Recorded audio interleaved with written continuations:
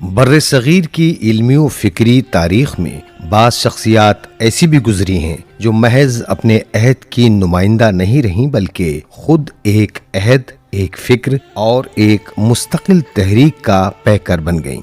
مرجع تقلید آیت اللہ العظمی سید العلماء سید علی نقی نقن بھی انہی نابغہ روزگار ہستیوں میں شمار ہوتے ہیں۔ آپ ایک ایسی ہمہ جہت علمی و فکری شخصیت تھے جنہوں نے اپنے علم، گہرے مطالعے، مضبوط استدلال اور تحقیقی بصیرت کے ذریعے نہ صرف شیعہ فکر کی مؤثر ترجمانی کی بلکہ بر صغیر میں شیعت کو ایک نئی فکری جہت اور علمی وقار عطا کیا۔ علامہ نقن کا تعلق بر صغیر کے ممتاز علمی خاندان غفران مآب سے تھا، جو علم و اجتہاد کی ایک درخشاں روایت کا امین رہا ہے۔ حضرت غفران مآب اور آیت اللہ سید علی نقی کے درمیان صرف 4 پشتوں کا فاصلہ تھا۔ یہی عظیم علمی وراثت آپ کی شخصیت، فکر اور علمی خدمات میں نمایاں طور پر جھلکتی ہے۔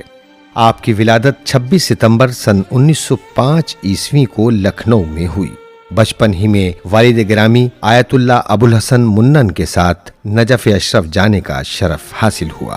وہ نجف جہاں اس دور میں آیت اللہ آخوند خراسانی، آیت اللہ سید کاظم طباطبائی یزدی اور آقائے شریعت آیت اللہ اصفہانی جیسے عظیم علماء کے دروس سے علمی فضا روشن تھی۔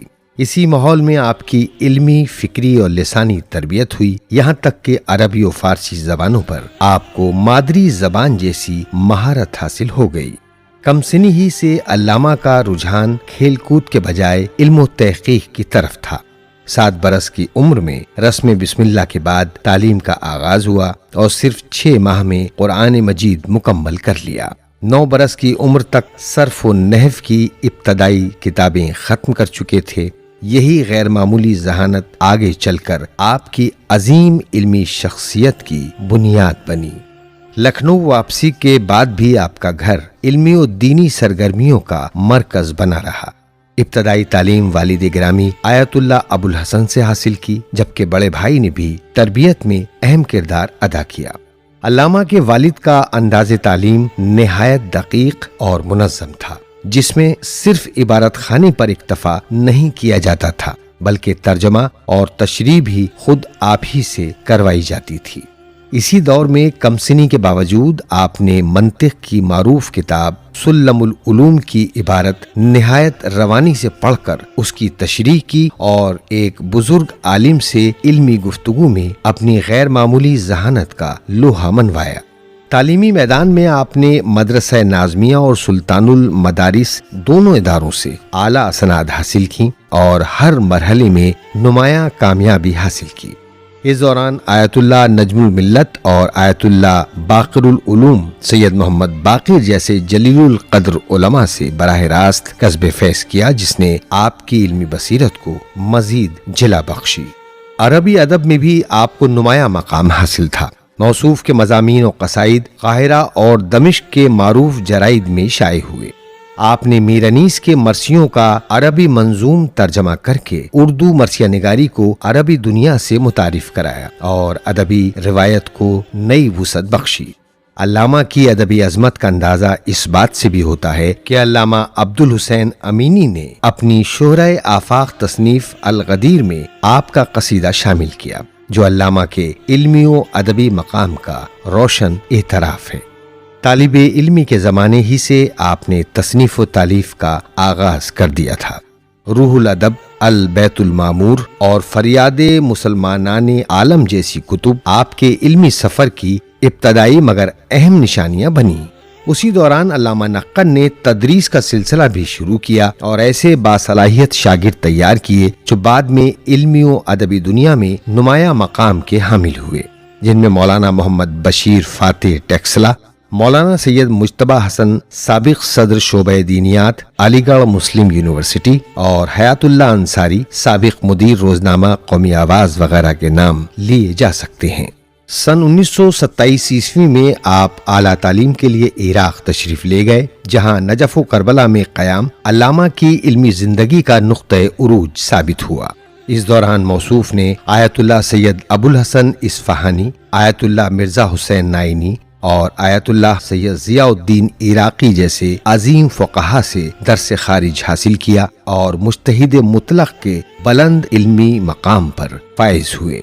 موصوف کو جن جلیل القدر مراجع و فقہا نے اجازات اجتہاد مرحمت فرمائے ان میں نجم الملت آیت اللہ سید نجم الحسن، آیت اللہ مرزا ابو الحسن مشکینی، آیت اللہ شیخ محمد کاظم شیرازی، آیت اللہ سید ابو الحسن نقوی بن ابراہیم، آیت اللہ محمد حسین تہرانی، آیت اللہ علی بن عبد الحسین ایروانی، آیت اللہ محمد حسین بن محمد ابراہیم نائینی، آیت اللہ عبد الکریم بن جعفر یزدی، آیت اللہ شیخ ضیاء الدین عراقی، آیت اللہ سید ابراہیم بن حسن مرزا آغا، آیت اللہ سبت حسین اور آیت اللہ مرزا ہادی خراسانی حائری جیسے عظیم المرتبت علماء کے اسماء گرامی شامل ہیں۔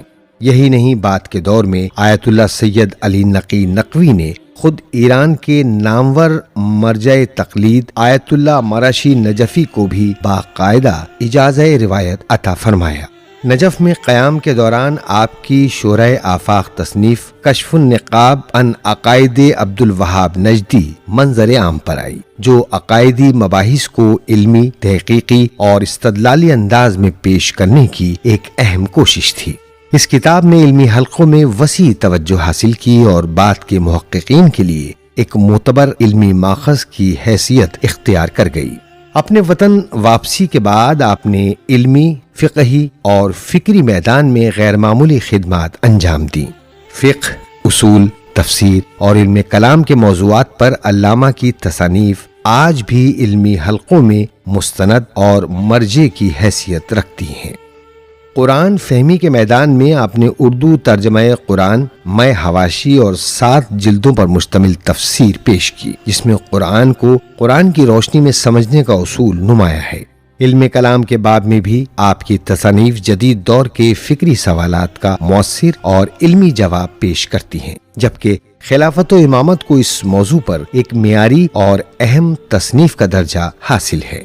علامہ نقن کی عظیم خدمات میں امامیہ مشن کا قیام بھی شامل ہے، جس کے ذریعے آپ نے شیعہ علمی روایت کو تحقیق، تصنیف اور فکری استحکام سے جوڑا۔ یہ ادارہ برصغیر میں دینی و علمی بیداری کا ایک مؤثر مرکز ثابت ہوا۔ آپ نے اپنے گوناگون علمی و دینی مصروفیات کے باوجود اردو زبان میں کتب، رسائل اور مضامین کا ایک عظیم علمی سرمایہ یادگار چھوڑا، جو آج بھی اہل علم کے لیے قیمتی اثاثے کی حیثیت رکھتا ہے۔ عربی زبان میں بھی موصوف کی متعدد وقی تصانیف منظر عام پر آئیں، جبکہ علامہ کی مجموعی علمی خدمات سینکڑوں کتب و مقالات پر مشتمل ہیں۔ آپ عالم، فقیہ، مصنف اور محقق ہونے کے ساتھ بہترین خطیب بھی تھے۔